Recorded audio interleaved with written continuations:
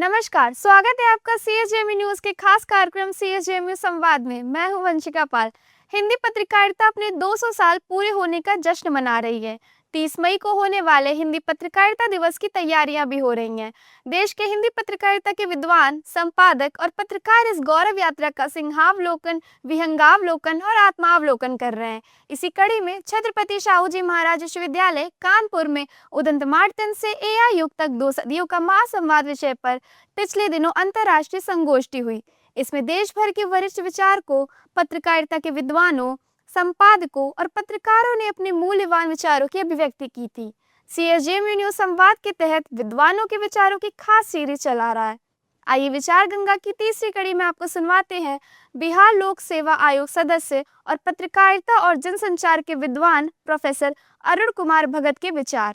कि पत्रकारिता समाज जीवन का दर्पण है। यह राजनीतिक, सामाजिक, सांस्कृतिक, आर्थिक मुद्दों को उद्घाटित करती है।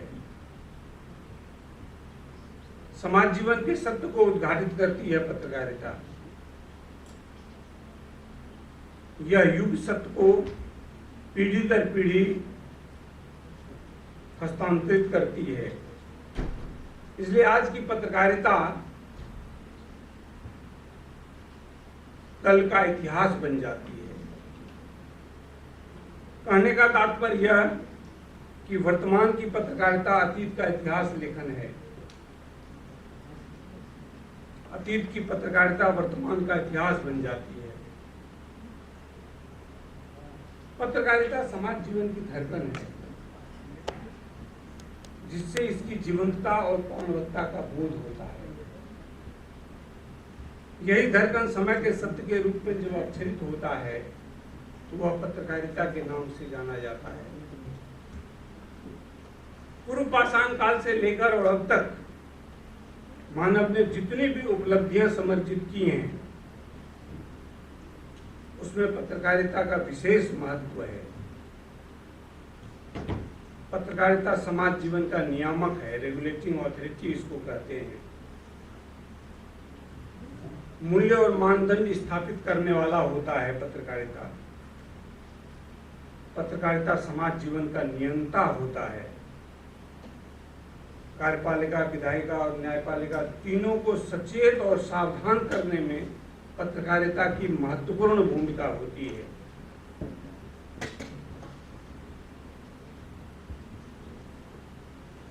यह समाज जीवन के मानकों को निर्धारित करती है।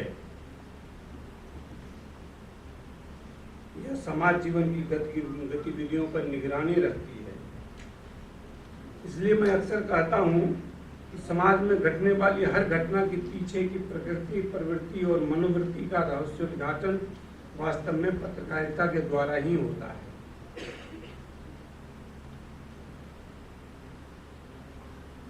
ज्ञान, विज्ञान, अनुभव और समझ को पीढ़ी दर पीढ़ी हस्तांतरित करने का अगर सबसे सशक्त माध्यम है तो वह पत्रकारिता ही है।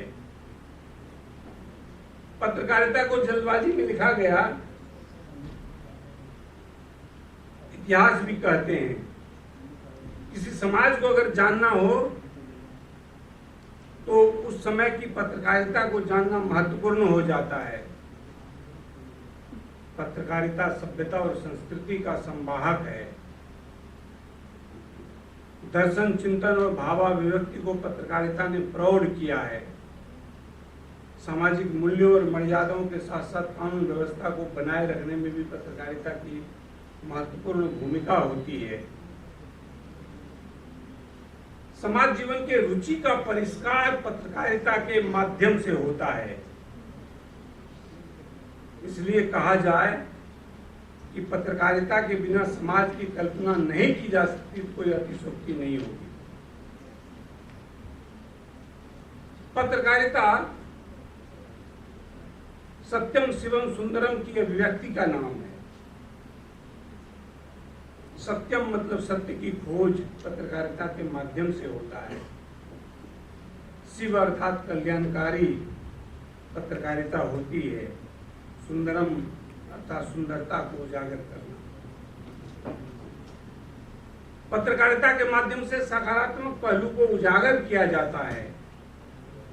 सांस्कृतिक विरासत को रेखांकित किया जाता है, प्रेरणास्पद प्रसंग को अक्षरित किया जाता है।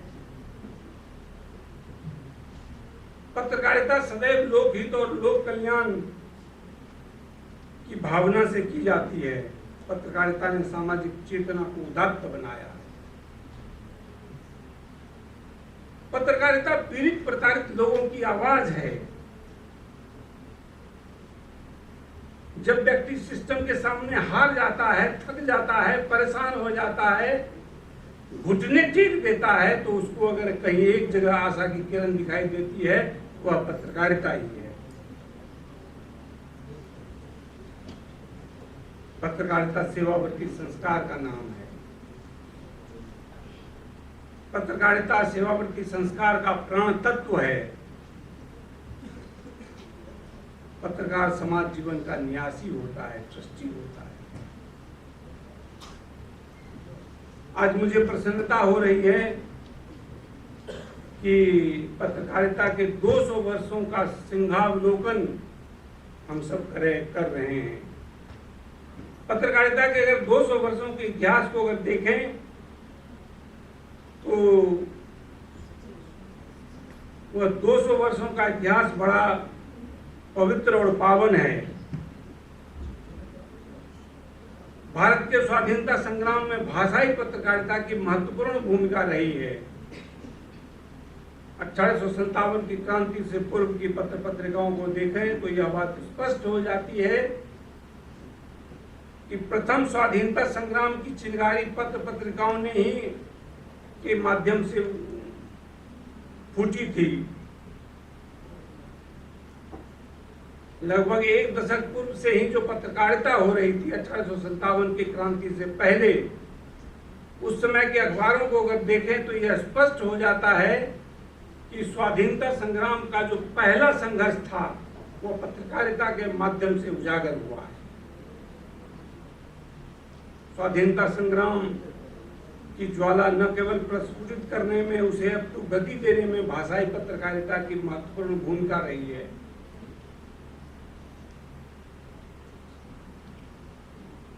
स्वाधीनता संग्राम की पत्रकारिता स्वर्णाक्षरों में लिखे जाने योग्य है। स्वर्णाक्षरों में लिखा गया है। इतिहास गौरवपूर्ण है। स्वाधीनता संग्राम के सेनानी पत्रकारों ने माना था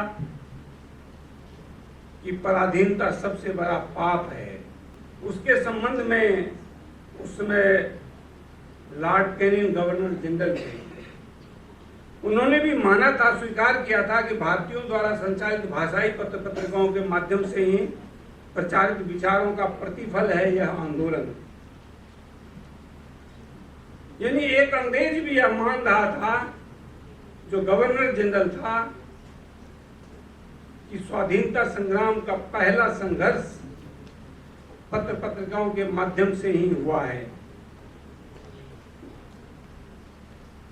1857 के पूर्व अनेक स्थानों पर उग्र प्रदर्शन हुए थे। स्वाधीनता संग्राम के आंदोलन को अगर देखें तो लगभग 1 दर्जन से अधिक कानून लाए गए, जिसके माध्यम से पत्रकारिता की आवाज को बंद करने की कोशिश की गई। संपूर्ण पत्रकारिता के इतिहास को अगर देखें तो 200 वर्षों के इतिहास को अगर देखें तो स्वाधीनता संग्राम के पहले यानी 1947 के पहले और 1947 के बाद 2 कालखंड बनते हैं। मैं केवल कालखंड का उल्लेख करूंगा, समय की मर्यादा है, समय की ह्रस्वता है, इसलिए विस्तार से न जाकर केवल उसका उल्लेख कर देना उचित समझता हूं। प्रथम स्वाधीनता संग्राम के पूर्व की पत्रकारिता अर्थात 1826 से लेकर 1857 तक की पत्रकारिता, लगभग 31 वर्षों की यह पत्रकारिता है। दूसरा है भारतेंदु युगीन पत्रकारिता, तीसरा है तिलक युगीन पत्रकारिता और चौथा है गांधी युगीन पत्रकारिता। यानी 1947 से पूर्व 4 पत्रकारिताओं मतलब 4 कालखंड होते हैं, बनते हैं। स्वाधीनता संग्राम के बाद विकासात्मक कालखंड की पत्रकारिता एक होती है जो 1947 से लेकर 1975 तक का कालखंड है। उसके बाद आपातकाल और सेंसरशिप की पत्रकारिता का कालखंड है जो लगभग 21 महीनों का कालखंड है। छोटा कालखंड है, लेकिन पत्रकारिता में जो प्रहार हुए उस दृष्टिकोण से बड़ा महत्वपूर्ण कालखंड है। मेरा तो शोध कार्य ही है उस विषय पर, तो मेरे लिए तो हरि अनंत हरि कथा अनंता की तरह है। लंबी बातचीत हो सकती है, लेकिन विषयांतर न होते हुए केवल उल्लेख मात्र ये करता हूं कि स्वाधीनता संग्राम के बाद का एक कालखंड था जो आपातकाल की पत्रकारिता के नाम से जाना जाता था। उसके बाद राष्ट्रीय चेतना के उदय की पत्रकारिता दिखाई देती है। उसके बाद भूमंडलीकरण की पत्रकारिता दिखाई देती है जो 1990 के बाद का कालखंड है। और अभी वर्तमान कालखंड जो है वो एआई का युग है। तो कुल मिलाकर 200 वर्षों का जो इतिहास है पत्रकारिता का, वो इस रूप में रेखांकित होता है। CSJMU संवाद में फिलहाल इतना ही। संवाद की अगली कड़ी का कीजिए इंतजार। तब तक के लिए मुझे दीजिए इजाजत। नमस्कार।